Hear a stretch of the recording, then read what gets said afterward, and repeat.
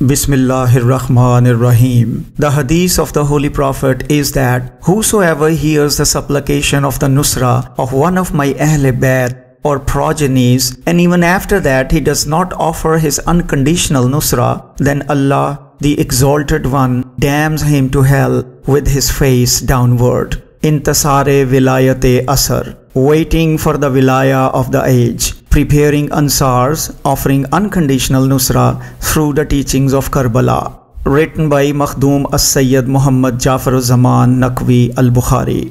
Foreword. Goal setting.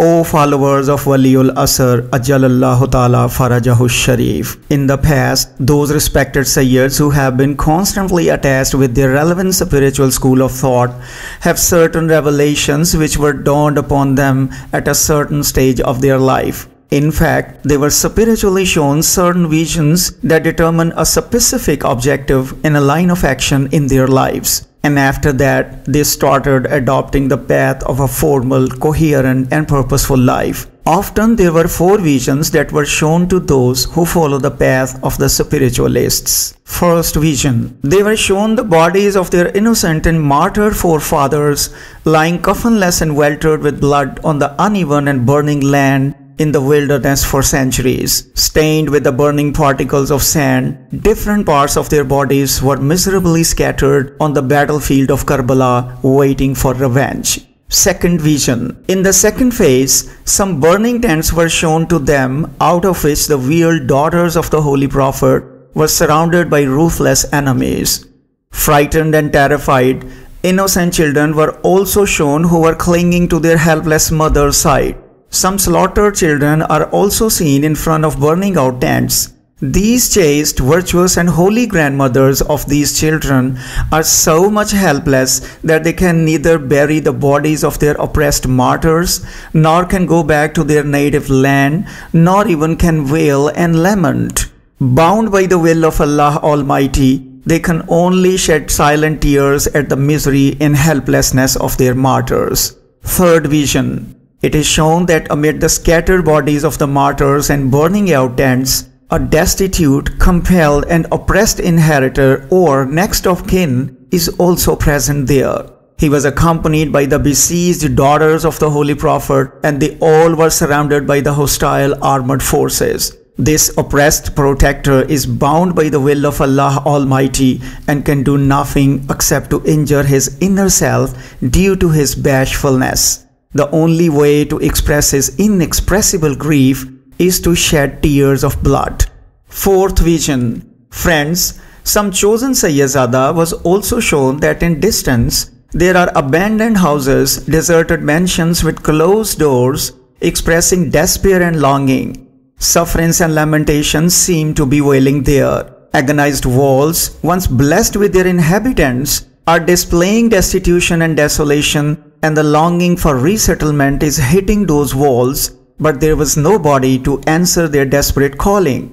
Another part of this vision is now shown at this stage in the form of lamenting shrines of the holy grandmothers of this Sayyazada, which are scattered in the sacred valleys and yearning for their revenge. These graves are shown in front of the pilgrims asking for their Nusra. Each and every shrine with a martyr in it seems to be an embodiment of wail, and like a hopeless complainant is telling the visitors the stories of its woes and questioning for justice and righteousness. But the crowd of pilgrims sorrowfully seems to be fully absorbed in telling their own problems instead of listening to the lamentations of the sacred nobilities. These scenes seem to be prevailing over centuries. This very process started after the demise of the Holy Prophet, and the foundation of Karbala was the slate.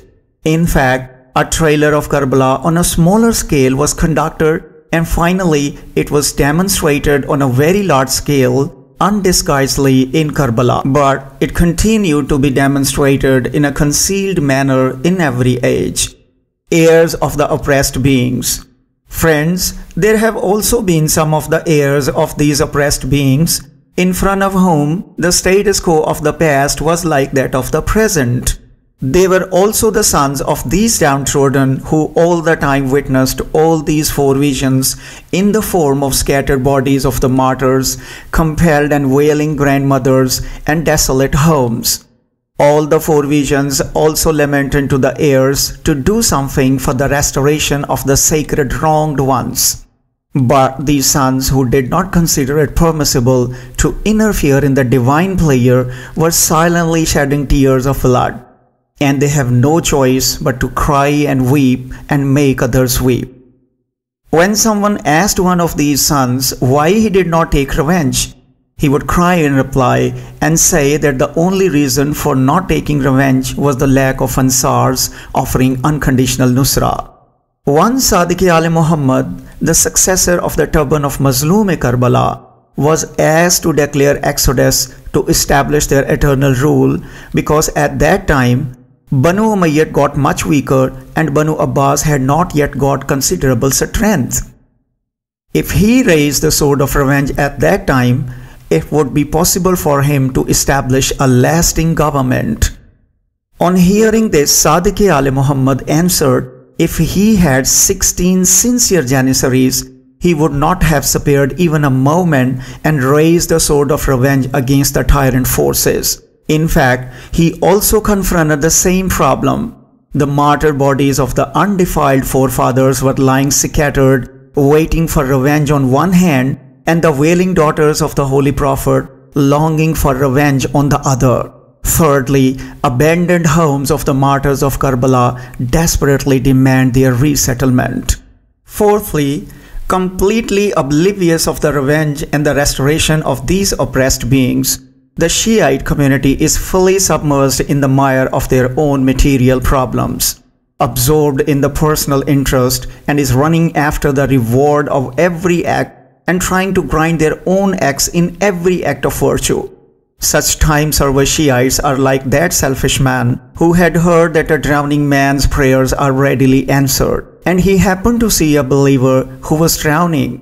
The drowning man cried for his rescue, but the man wanted the drowning man to pray for the safety of his family, for abundance and prosperity. The drowning man kept on crying for help, but the man continued insisting on praying for his well-being because a drowning man's prayers can never be rejected. Friends, these were the problems the heavenly members of the sacred family had to face. On one hand, the selfish followers were praying for themselves at the sacred bodies of the martyrs of Karbala and were considering them the medium of the achievement of their own objectives. On the other side were the enemies who wanted to completely destroy the act of mourning, azadari of the sacred beings, but in fact the purpose of mourning. Under such circumstances, the inheritors of the sacred family could do nothing except to weep and make others weep. Considering this state of affairs, they laid the foundation of the act of mourning, azadari, and communicated to the people that if they could not offer nusra to the oppressed beings, they could at least remember their benevolence and shed tears in their grief. Simply being grieved in the grief of the downtrodden will certainly bless them with immeasurable reward. The sacred souls further assert that shedding tears over the death of a traveler during his travel does offer a great reward.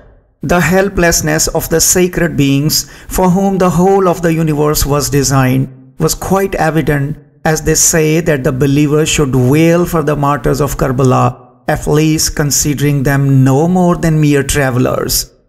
Even if they cannot weep, they could at least pose as if they are weeping. Even mere pretension of wailing in the grief of the martyrs of Karbala will ensure the warranty of heaven from the heirs of Karbala. What inconvenience may cause if the believers shed a few tears for the sake of those who were brutally slaughtered on the burning plains of Karbala? Even if they shed a single tear that can moisten a single and tiny wing of a mosquito, they will certainly be blessed with heaven. The wronged sacred souls have gone to such a greater extent, saying that if the believers cannot weep, they should at least look melancholic to commemorate the grand event of Karbala. Period of occultation. Friends, Finally, the era of the last heir of the oppressed beings of the sacred family, that is the existing emperor of the whole universe, finally approached. But the same heart-rending scenes of ruined homes, abandoned mansions, coffinless bodies of the unrequited martyrs scattered in the desert, chaste ladies wrapped in the veil of monotheism who have been rendered unaided for centuries, unowned and scattered shrines of the sacred Sayyid ladies, disappointing graves seeking nusra and wailing for prosecution and restoration remained before his very eyes. Even during this period of occultation, the son of a Sayyid family who owed their allegiance to their sacred forefathers were also shown the visions that the lone inheritor of the martyrs of Karbala, that is the unparalleled emperor of the whole universe, goes to each shrine and shed tears. While shedding tears, he consoles each reverend martyr, saying, someday or the other, he will find Ansars offering unconditional nusra, take their revenge, and finally will bring them back with eternal bliss and cheerfulness. But in seclusion, this supreme monarch, the lone heir of the oppressed sacred families, says while wailing and shedding tears of blood, "Oh my forefathers, time has become a major hurdle between us. If it weren't so, we might have belonged to your era and got deliverance of these miseries by sacrificing our lives for your sake. But it did not happen so, and we can do nothing except to sit in occultation and shed tears of blood." In reality, the lone inheritor of the oppressed seems to be quite helpless, because he does not consider it permissible to interfere in Allah's pleasure, and even he cannot raise the sword of revenge due to the scarcity of Ansars offering unconditional nusra. However, he used to say to his invokers that if they had desperately prayed for his khuruj or egress, he would have been permitted to take revenge on the damned killers and slaughterers. He further advised the invokers to pray for his khuruj or egress as frequently as they can, because they themselves will also be benefited out of this supreme prayer. When some chosen son of a Sayyid undergoes all these visionary experiences, and he found the oppressed inheritor wailing in the form of a miserable son in occultation, then that enlightened son of a Sayyid family realized heavy responsibilities on his shoulder. So, day and night, he was mingling in the same grief, kept wailing and lamenting, and consumed all his energies for the continuation of and perpetuating the act of mourning, azadari. If the act of mourning still exists in a magnified form, it is indebted to the hard labor of the unending struggle of these respectable Sayyids. The establishment of sacred purpose.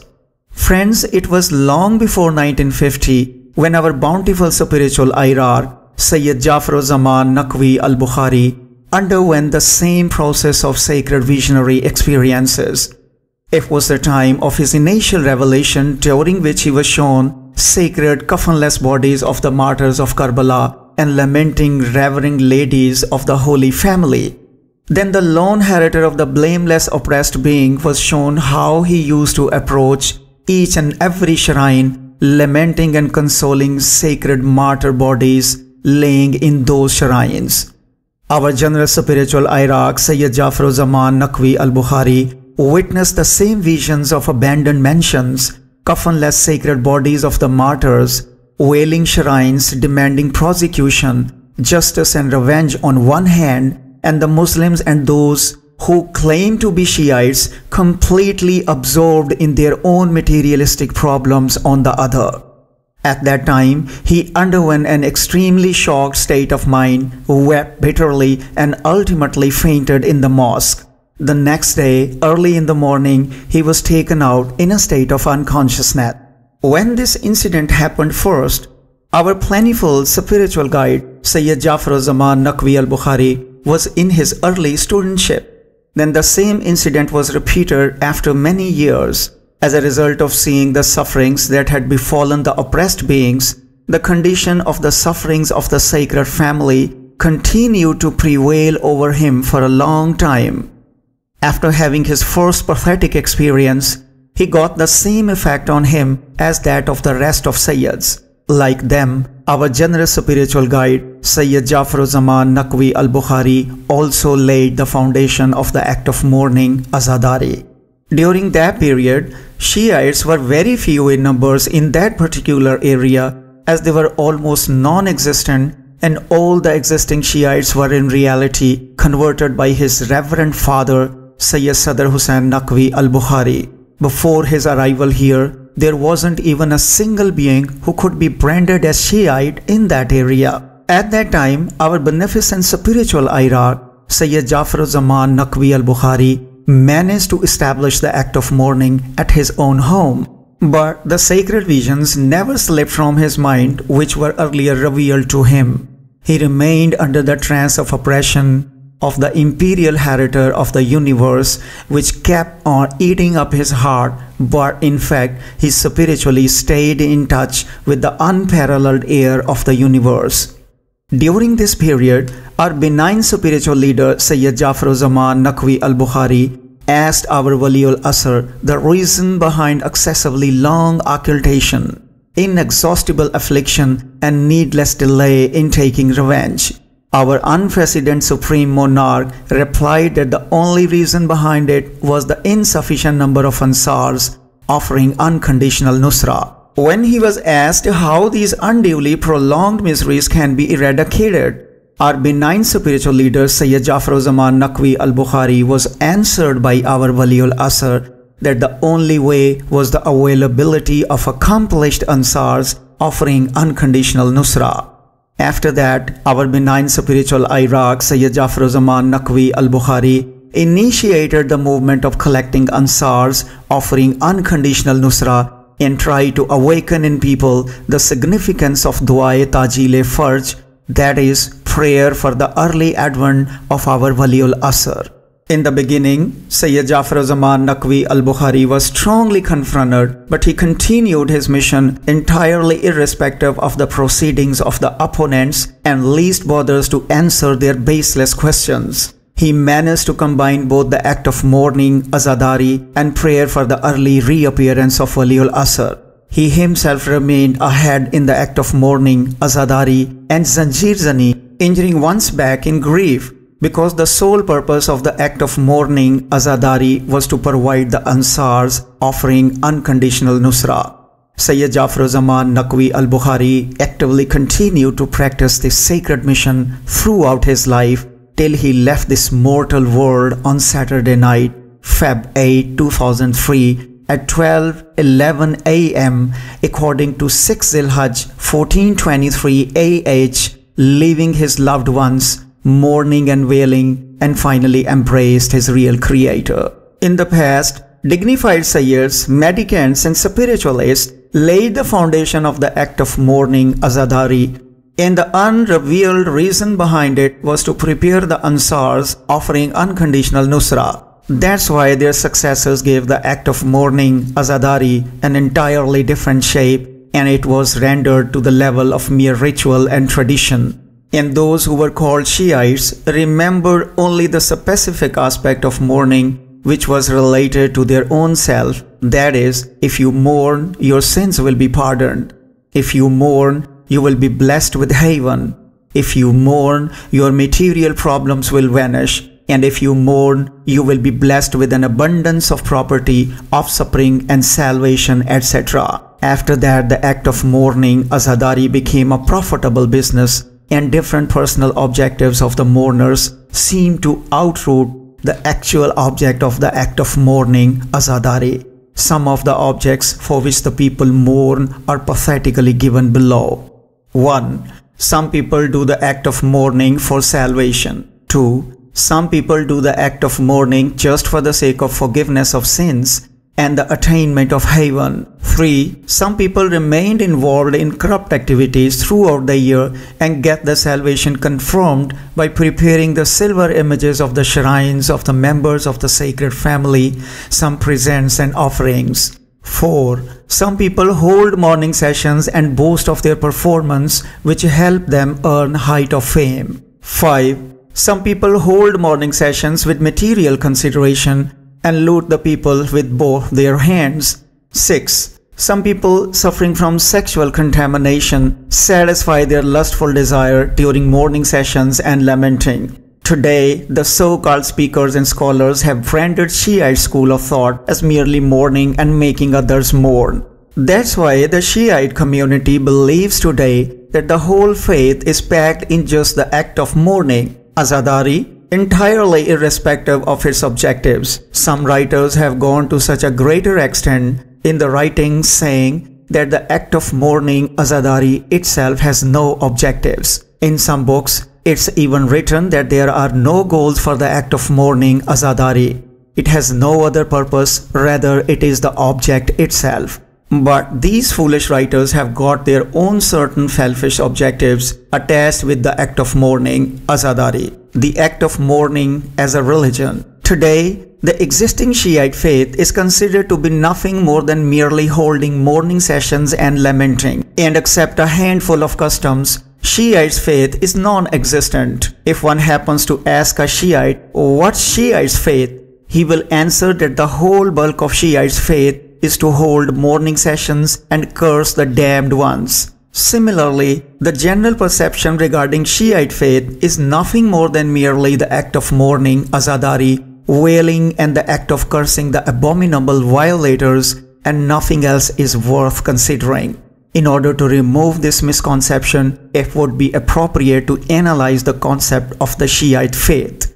Friends, Shiite's faith existed even before 61 AD. If you have ever thought that what Shiites used to do, especially when the foundation of the act of mourning, azadari, had not yet been laid formally, what was their lifestyle or track of life, their code of law, or how they were recognized? During that era, the act of mourning, azadari, had not yet started, though the members of the sacred family offered sacrifices.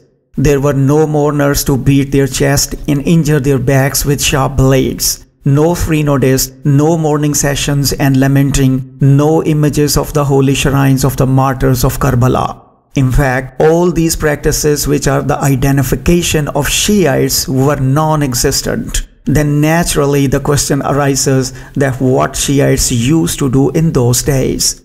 Now look at the other side of the picture. When the occultation of the Supreme Emperor of the whole universe would come to an end, the act of mourning will be replaced by eternal felicities. Then there will be no mourning at all, and nothing related to mourning will continue to practice. All the innocent and sacred beings would like to visit the world, and there will be a process of rehabilitation and rejuvenation of the oppressed beings. This golden era would be the era of cheerfulness of the progenies of the Holy Prophet. The identification of Shiite is confirmed in this holy saying, Yahzanuna min husnina wa yafrehuna le farhena. Shiites remain grief in our grief and cheerful in our cheerfulness. When the sacred progenies of the Holy Prophet will be celebrating eternal cheerfulness, it is the enemy who would undergo eternal damnation and mourning. As the Shiite will drink deep into the pleasure of the sacred family,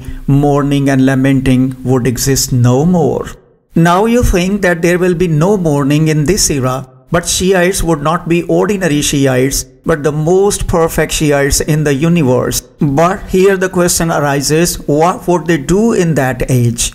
What would be their deeds of life? And what would be their acts of worship? Because the greatest worship of today, that is the act of mourning, azadari, will exist no more. So what will be the identity of Shiites in that era? How they will live their life and what will be their activities? Today, a common man can never even think of what would happen then or what had happened before the tragedy of Karbala that had been serving as identity and purpose of life for Shiites. Friends, Shiites have only one identity, that is Wali-ul-Asr, or to offer unconditional nusra to the Imam of the age.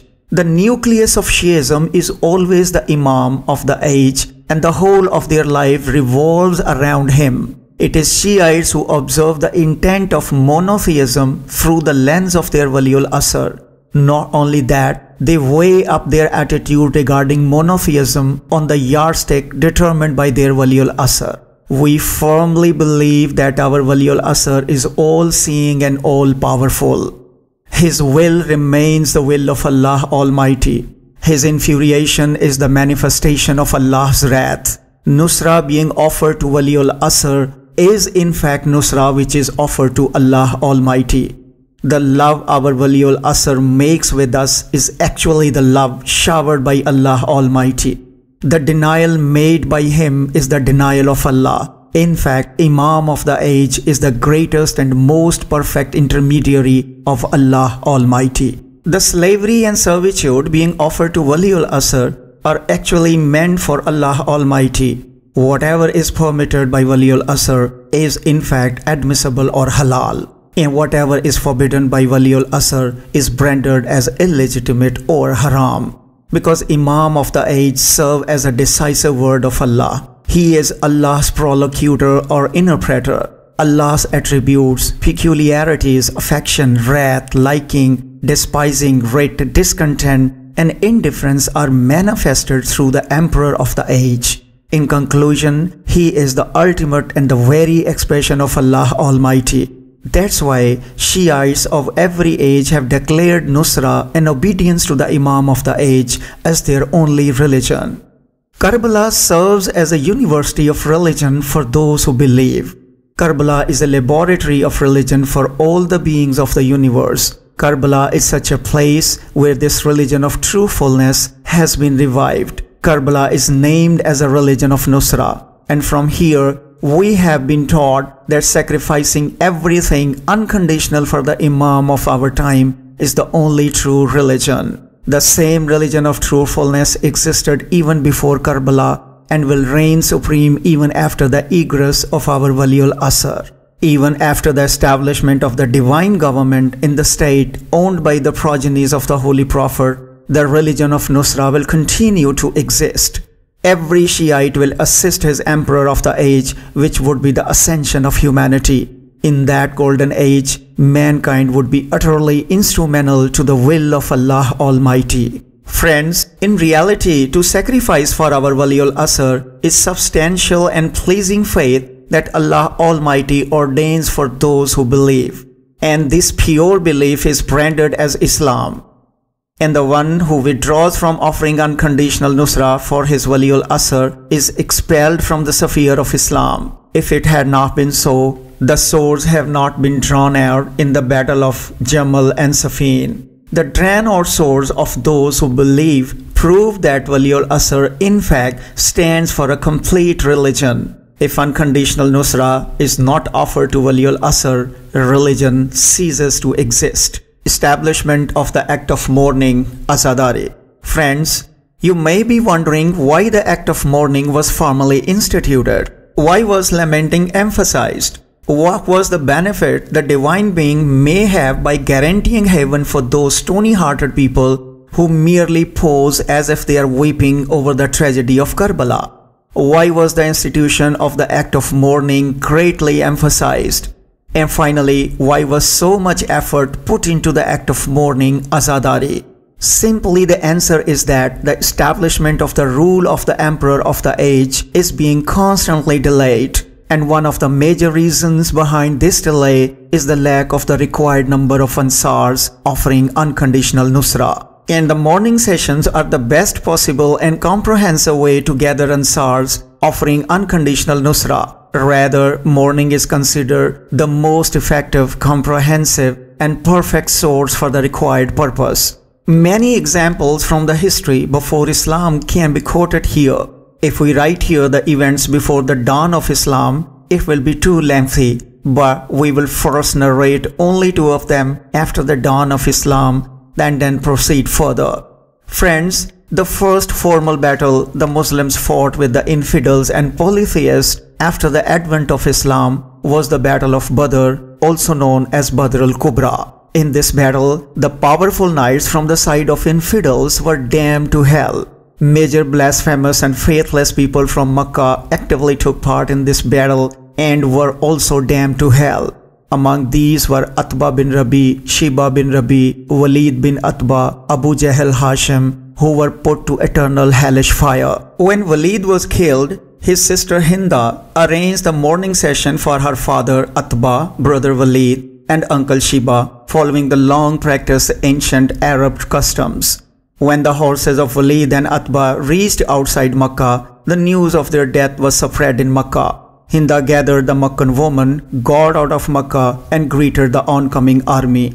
There she put their blood-stained dresses, their equipment, body armors, helmets, and swords on the back of horses owned by her father and brother. Hinda herself held the bridle of the very horse which belonged to her brother Walid, while lamenting and uttering the words Wawela, Wawela, that is, complaining and wailing in the company of other women, crossed over the whole city. There was also a gathering of weeping men on both sides of these women, and some of them were holding small containers filled with ash, which they were sprinkling over the bare heads of all the mourners. This mourning procession took the long routes of the streets of Makkah and finally reached Abu Sufyan's house. The glimpses of this mourning procession can be observed in the famous Hollywood movie The Message. This act of mourning continued till the Battle of Uhud, and when the next war, the Battle of Uhud, took place, Islam was apparently defeated. Not only the sacred head of the Holy Prophet was wounded, but his blessed teeth were also wounded in the same battle. It is worth noting that in the Great Battle of Badr, an army of non-believers consisted of 1,000 soldiers, but in the Battle of Uhud, this army of non-believers increased to the number of 30,000 according to the variational narration. It's thought-provoking that what driving force increased the Lashkar 30 times more in the Great Battle of Badr than that of the Battle of Uhud.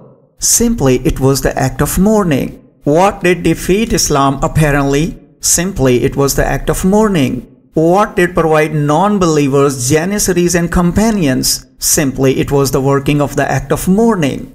After the killing of Caliph Usman, Abu Sufyan's son exploited the very weapon of mourning and held mourning sessions in Syria. Caliph Usman's blood-stained dress, in fact, kept hanging on the peg. Along with it, his wife Naila's severed fingers and many other related items were also placed in front of the people there. They gathered 63 nudists and 60 speakers one at the same time, who were directed to continue to wail day and night. Besides, lamentation and mourning continued to attract the people. In a couple of days, a huge army consisting of 160,000 soldiers on the battlefield of Safin could be provided merely due to the act of mourning. Friends, my objective is to communicate that the act of mourning is the most effective, comprehensive, and ancient way to collect the Ansars offering unconditional Nusra. Those Arab tribes who had to bear more casualties on the battlefield used to hold mourning sessions in order to win Ansars from other tribes. It is human nature to sympathize with the oppressed. And it is this spirit of sympathy that keeps Nusra awake and does not allow the spirit of vengeance to cool down. And the act of mourning is also a great way to arouse revenge. That's why after the tragedy of Karbala, the sacred family clad in the veil of monotheism and prophethood was witnessing a long era of occultation, and there was the likelihood that the passion of revenge and Nusra would cool down during that long period. So every reverend and innocent being holding the position of Imamat emphasized the establishment of the act of mourning, Asadari, and announced glad tidings for those who would hold mourning sessions. The great reward of the act of mourning was mentioned by them so that it would be maintained among those who believe. And the purpose behind this sacred activity was to provide some Ansars offering unconditional Nusra, as the last avenger of the oppressed beings would make his reappearance or egress as soon as possible. Friends, what I am saying is that the act of mourning is the most effective vehicle for collecting Ansars offering unconditional Nusra. The act of mourning, Azadari, is a great way to evoke and perpetuate the emotions of revenge. Remember here that the act of mourning is not the real religion, but the only real religion is the religion of Nusra of our Wali-ul-Asr. And it is also the supreme means of keeping alive the spirit of Nusra of our Wali-ul-Asr. Therefore, this is the highest source ensuring the survival of the original religion. Not only that, during the period of occultation, the act of mourning, azadari, is the best way to keep on fueling the spirit of Nusra and the passion for revenge. Therefore, the establishment of the act of mourning, azadari, during the period of occultation is the only real religion. Until and unless the oppressed members of the sacred family continue to be mentioned and discussed in the act of mourning, azadari, the citation of the miserable condition of the oppressed beings continue to produce sympathy in the heart of the sympathetic listeners. And to sympathize with the oppressed is the first real step towards Nusra. Naturally, after sympathy comes the desire to take revenge and restore the oppressed being's previous condition. The desire for revenge provokes the Nusra of the avenger, and finally, man becomes the Nasir, offering the oppressed one his unconditional Nusra. That's why the emperor of the age, after making his formal reappearance or egress, would like to announce his slogan as Ya Lisarat al-Hussein. Sire also means to get out of control in the passion of revenge. That is to say, he is to raise this slogan in such a way that people would go out of their minds in the zeal of revenge of the emperor of Karbala. One of the blessed names of the emperor of the time is Sire, which bears two layers of meanings. One meaning refers to vengeful, which cannot control himself in the zeal of vengeance and becomes fierce. The second meaning refers to that avenger who is called Sire and who takes revenge with his own hands. While it is not necessary for the avenger to take revenge personally, that's why the emperor of the time has chosen both the names for himself, that is, avenger and sire. It means that he will not only take revenge with his own hands, but also through his ansars offering unconditional nusra. Friends, I was suggesting that real religion is to offer nusra to the Imam of the universe, and the purpose behind the establishment of the act of mourning is also to produce ansars offering unconditional nusra for the emperor of the time. The same religion of nusra was ordained and enacted even before the event of Karbala and will remain valid even during occultation, and will also continue to practice even after his final reappearance or egress. Friends, if the revenge of the oppressed remains thirsty, the only reason behind this delay is the lack of ansars offering unconditional nusra. Therefore, it is necessary to create ansars offering unconditional nusra so that the establishment of the divine government may be hastened and the eternal government of Hazrat Muhammad and his progenies and the establishment of eternal happiness may also be hastened. Departments of Nusra. Friends, now we move on to the era in which now we exist. In this era, out of 114 disciplines of the Nusra of Imam, 4 are very important. In other words, these 4 disciplines are the foundation stones where we have to work extensively. 1. Purification of self and the implementation of the decree of Imam on oneself as a whole. 2. To maintain the previous ones, that is to awaken the conscience of the available mourners and ansars offering unconditional nusra. 3. Extension and to collect with care and effort, that is to extend the sphere of preaching and increase the number of ansars offering unconditional nusra. Because the act of mourning, azadari and praying for the egress of Wali-ul-Asr is the only way to increase ansars offering unconditional nusra in numbers. Therefore, our responsibility is to strive for the promotion and development of these 2 things. 4. To explore new horizons for the nusra of the Imam and one's spiritual well-being, to discover new resources and utilize them properly. These are basically the 4 responsibilities of this age's spiritual man, which he must discharge at any cost. 1. First of all, he must keep on strengthening the spirituality of his inner self and must not be oblivion of his individual progress. He must not consider any of the spiritual levels as the final one. Every level must be taken as just a step towards this destination and not the final destination itself. it is imperative that he must not take a breather from the endless level of spiritual elevation, because the time he kills in idleness may transport him speedily nearer to his goal. 2. The second important liability of the spiritual man of this age is to include non-believers and non-supporters in the list of believers and supporters. That is, first to convert them into believers and then to prepare them for unconditional nusra. He must bring the believers on the spiritual path and enlist them in the ranks of Ansars offering unconditional nusra. 3. He must promote the act of mourning azadari, that is, to promote the act of mourning azadari by combining the prayer for the egress of Wali-ul-Asr and mourning sessions. 4. Then finally comes the stage of practical nusra.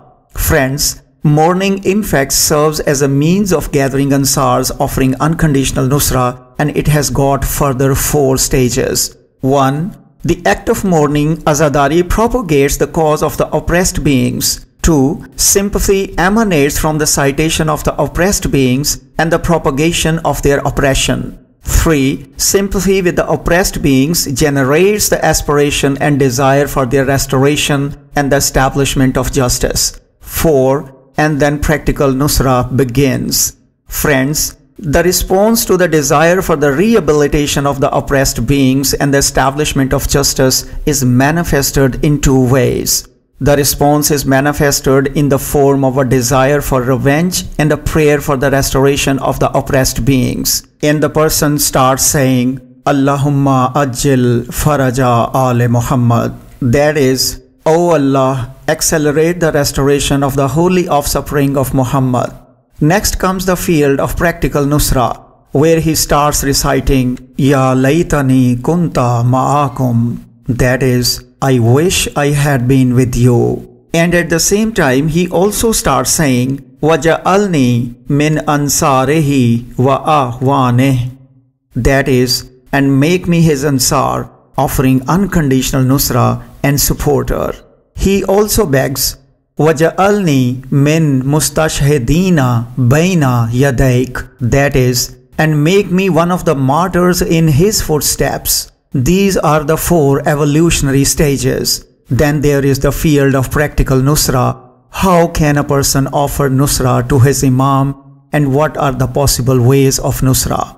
Objectives of nusra. Friends, it should also be noted that there are basically 2 references to the goals of nusra. 1. Revenge on the accursed oppressors and the termination of the oppressive government.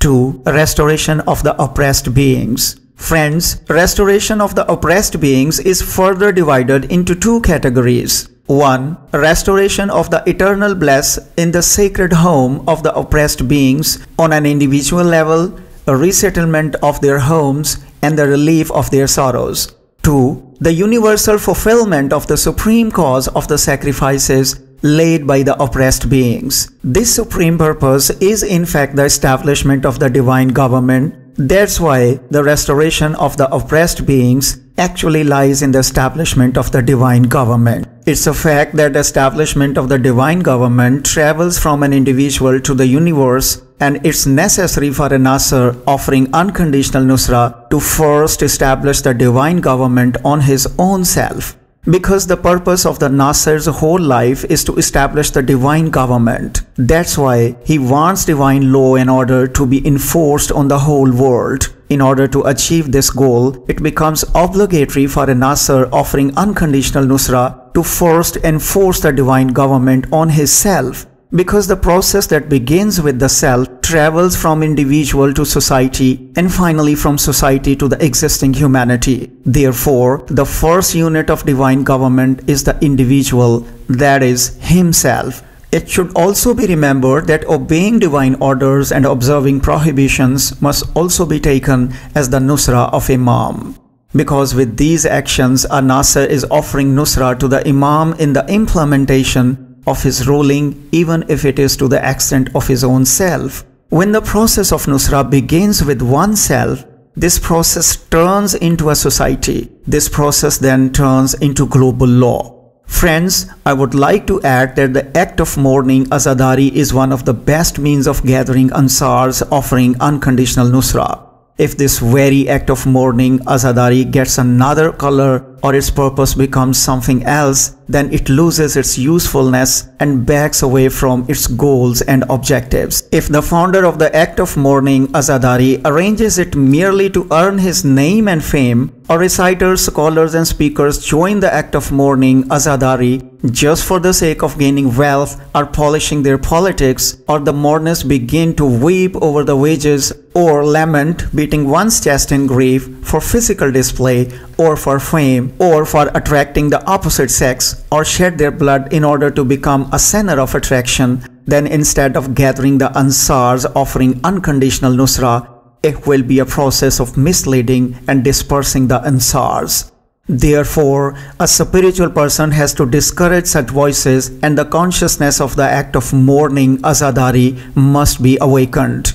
We must bring back the spirit of the act of mourning azadari so that it can achieve its set goals. And in the act of mourning azadari, the prayer for the early reappearance of our Wali-ul-Asr should be considered obligatory. And we must pray for the revenge of this oppressed being. And while listening to the sufferings in the religious congregation majlis, we should pray for the revenge of this oppressed being who was mentioned in the suffering. Let's also pray that the heir and the avenger of these oppressed beings will reappear as soon as possible and their revenge will be completed soon. Ameen Ya Rabbul Alameen. Alhamdulillah wa shukru sahib az-zaman. Ajjalallahu farajahu sharif.